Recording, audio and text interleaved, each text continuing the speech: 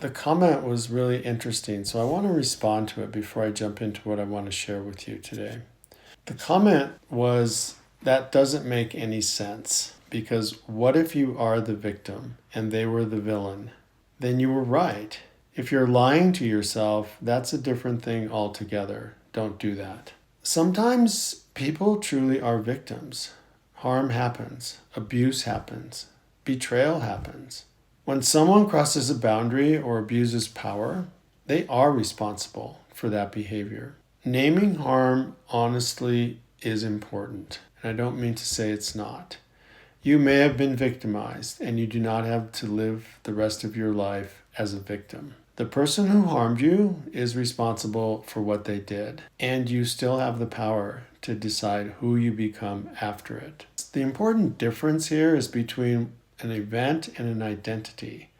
Being harmed is an event.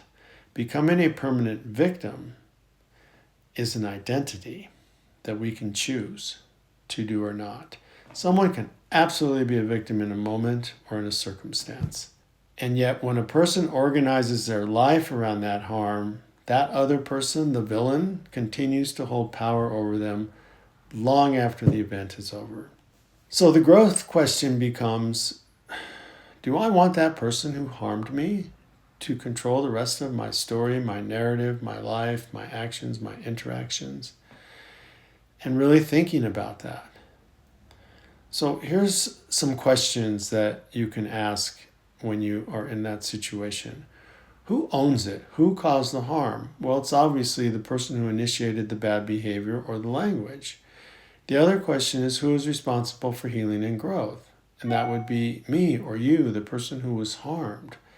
And that second part is not about blame, it's about regaining agency and power. So when I say don't live as a victim, I am not at all saying harm didn't happen. I am saying that the person who harmed you should not get into your head and control any portion of your life, and for sure not the rest of your life. And just to put it succinctly as I can, is you may have been victimized and you do not have to live as a victim. You may have been victimized and you don't have to live as a victim. And that distinction is where real healing begins. And real growth happens when we can hold two truths at the same time. What happened to me was wrong, and I will not let that moment define the rest of my life. That is not denial. That is freedom. When I talk about not living as a victim, I'm not denying that people are harmed. People absolutely experience real injustice and real betrayal. The distinction I'm making is that the event may have victimized you, and you do not have to build your identity around that moment. The person who caused the harm is responsible for what they did, and you still have the power to decide who you become afterward. Don't give that away. Because the moment we stay stuck in the victim identity, we unknowingly give that person who harmed us, and we may knowingly do this, we give them the power to shape the rest of our story. So this work is really about helping yourself to take that power back. And my role is to give you some strategies. And that's an important distinction. Many people get stuck because they believe they have to choose between those two extremes. I am the victim and none of this is my responsibility. Or I must be the villain and everything is my fault. Both positions keep us trapped. Growth actually occurs in a third place, which is called ownership without self-blame, shame, or judgment. And that's really important as you approach this work, is to remove the shame, blame, and judgment and just be as honest as you can about your experiences. So let's talk about the victim position. So the victim position is not just somebody who has been harmed. Sadly, in our world today, people are harmed by others all the time, and we need to just acknowledge that reality, that that's real. The challenge occurs when our identity becomes organized around that harm, when we think that that is who we are. And in the victim position, we might believe my situation exists entirely because of someone else. Or we may think that I can't move forward until the other person changes or apologizes or does what I want to do. So essentially, our emotional state is controlled by what was done to me or what someone else does in return.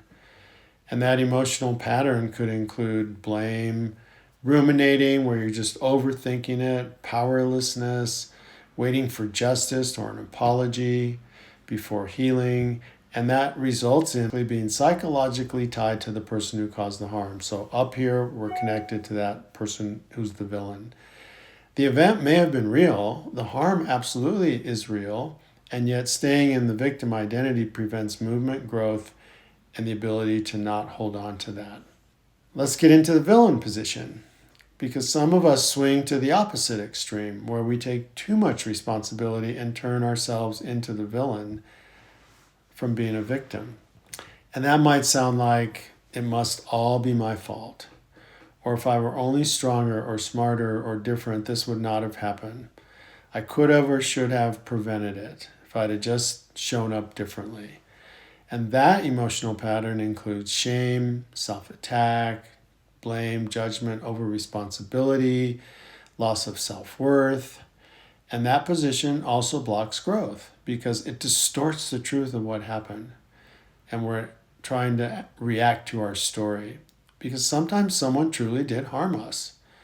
And owning our growth does not require us to rewrite reality to excuse the harm. You should not excuse the harm that someone does to you. You have to decide how you're going to move through it. So here's the growth place. The healthiest position separates two things: responsibility for the harm and responsibility for our future. So this is something that creates power. You can say both things at once or be in both places at once. What happened to me was not okay, and I will not let that event control the rest of my life. I will not let it control my destiny or my outcomes. And that is not victimhood or blame. That's real power. Sometimes we avoid naming harm because we might fear that makes us a victim. And that's not really real. We can recognize harm by asking 3 questions. And this is a way for you to really flesh out, was this harm? Was a boundary crossed? Was respect, consent, honesty, or safety violated? Was the behavior repeated or intentional? Patterns matter more than isolated mistakes. If you're with someone who has a pattern of behavior, you have to think about why you stay there. Did the behavior create real impact on my well-being or dignity is question 3. If you answer yes to any of those, then harm has occurred. And acknowledging harm is not weakness, it's clarity. And remember, if you're in a pattern of behavior and you stay there, then the question is why? Because we have to figure out how to get unstuck, how to get out of that pattern of behavior. So here's a question you can use that can shift you out of victimhood. What part of my life do I still control right now? You can't control what somebody did. You can't control whether they apologize. You can't control whether they understand. What you do control is how you interpret the event. You control the boundaries that you set. You control the meaning you assign to the experience. You control the person you become afterwards. And that's where growth truly lives. And it's challenging, so we have to really work at it. So when you're reflecting on a difficult situation, ask yourself 3 more questions. What happened that I did not deserve?